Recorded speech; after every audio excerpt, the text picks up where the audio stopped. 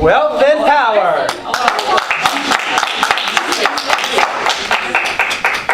I want to look like a professor and use this.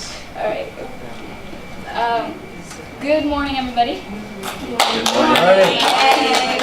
My name is Naima, I'm Nora. I'm Tiger. and we are the Wealth versus Power group. And our Vietnamese group, they're all girls, and their names are Tao. Tao, her nickname is Star Million, and Duong. That's how it is. Yeah. Should I hit it? Yes. So, wait, does it work? This is not. It was a video, like a little intro. They'd be like, "Hi guys, we're from Vietnam," but yeah, it is. QuickTime's not working. Okay, you guys could just picture them saying hi. Sorry. Wait, go back one first. Okay, so that's Tao. That's Tao again. So Tao is a really common name in Vietnam, and then we started talking about it. We said like in Somali we have a lot of common names like Muhammad, Nazi, and then somewhere in Europe. But as you can see, like my little sister's over there. She was just put herself in the video conference, and I was just like, okay. And yeah, next one. So this is Tao, aka Star Million. Tao. She wants to be an English major. Yeah. So that's what they're currently studying right now. Yeah, she's very shy. I don't know, like And reserved. very yeah. reserved. But she's super sweet. So like, Yeah. I brought the camera up like a few times. I wanted to like record their reactions, and I told them I would do it too. But every time I brought up the camera, she was like, she stopped talking.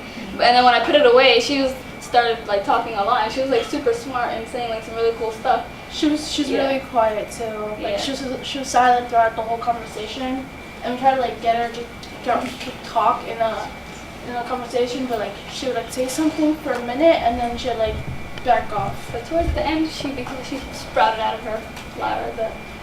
She loves K-pop. She's loving and energetic. Her family joined the conference actually. Her mom walked by a few times. And her brother. Yeah, her cute little brother was always like hopping in the video. Yeah. And her sister too was like hi to us, and they taught us a few words in Vietnamese. Yeah.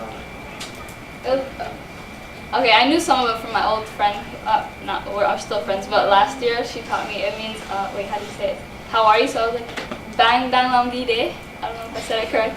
Okay. Bang dang lam di de. Yeah. What are you doing, right? So I just threw it in there out of nowhere, and they got shocked, and they were like, what? And then I told them that my friend taught us. That's when they started teaching us some more words, and then I taught them some words in Somali too. Yeah. Next one. This is Dawn. She's a teacher actually, but she's 19 years old, and she enjoys being with her family. She has a sister and a brother, and she rushed to our video conference, so they started without her. But so yeah, it was the kind of thing. Before we didn't, she wasn't ready, but then they said we'll start, and then she'll come after a little bit, and that's the same thing for Tiger too. We were like, me and Nora will start, and he'll come in after a little bit. So we started to get to know them, and she actually takes a bicycle to and back from school, and she was at she was in her teaching, whatever. She came home from school. It was raining too, and she like was drenching wet, but she hopped on the video still. It was really sweet, and she loves K-pop as well. They all love K-pop. And Tao, again, she's an English major too. You can't see it. It was a video, you guys. Sorry. See this one.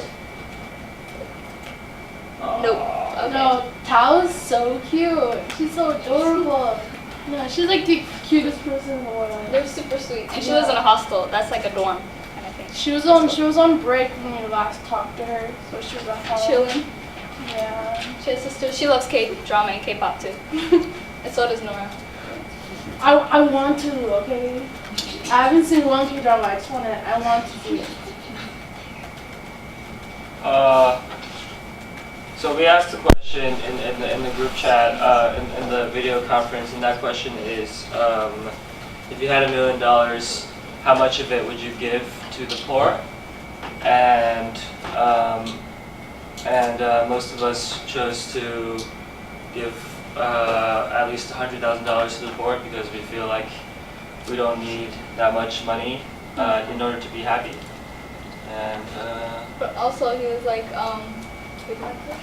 if you did have $1 million, it will go by fast. Even though it does sound like a lot of money, for living in a country like this, $1 million is, if you were trying to buy a house, that would probably be like $700,000 if you're trying to pay out your mortgage and everything. And then on top of that, you have family, other family. Like for us, we send money back to our motherland, so that would be another $100,000, $200,000 itself. And then yeah, so Yeah. okay. Yeah.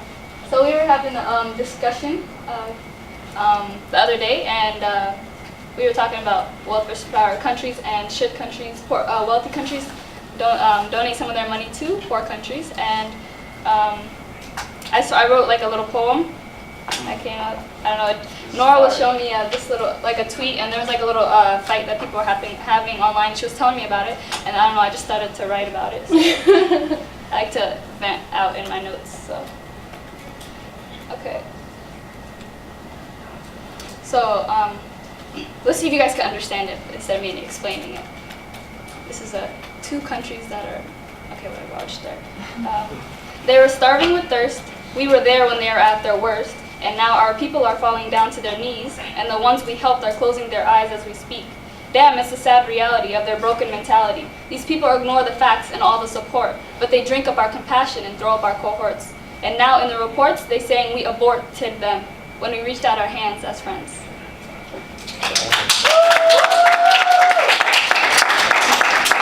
So what that kind of was about was a country that was in a struggle, another country helped them out, provided them with whatever food that they have. And then at this moment, when they're in need, the country turned their backs on them. And it's kind of, that's the sad reality of it. Yeah. Yeah. So, the key lessons. The main thing that we learned about wealth inequality is that there's a lack of awareness for this issue because our partners, they said that they didn't experience it. So it was a little bit weird to us when they said they didn't experience a wealth gap. But then I kind of see where they're coming from if they don't know everything that's going on in their country, just like me. I guess for them, in their own family, they haven't experienced it. But we did do a little bit of research online, and we did find out there is a wealth gap in Vietnam. And there's inequality. There's a lot of wealth inequality as well.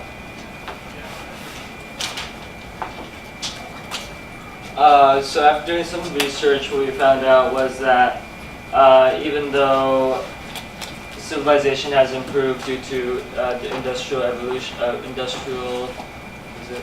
revolution, and the standard of living is higher. But that does have an effect because capitalism has affected other countries because it's opened up trade and globalization and more access for bigger companies to manipulate the world and Mother Nature's resources. So these are some facts that we have.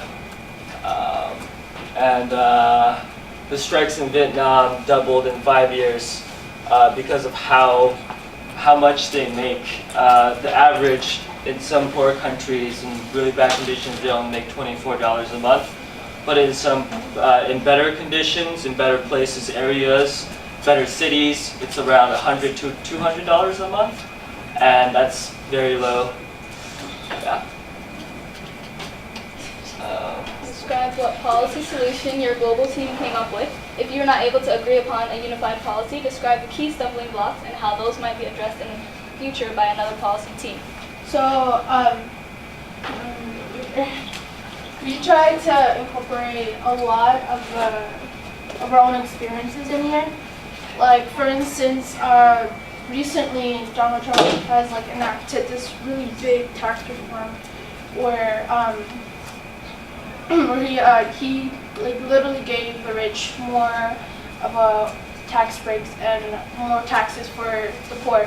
So giving basically a huge wealth distribution from the poor to the rich, which caused a huge wealth gap. Just made the wealth gap grow even wider. So some policy solutions that we came up with was that the rich would pay 10 to 20% of taxes,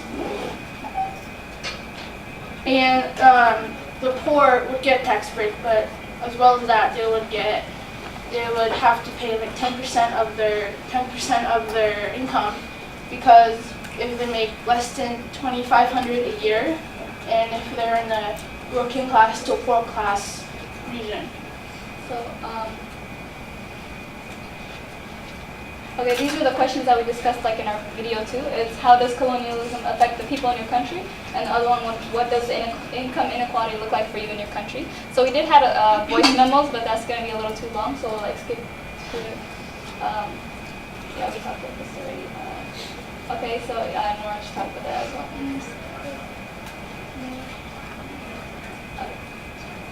Okay.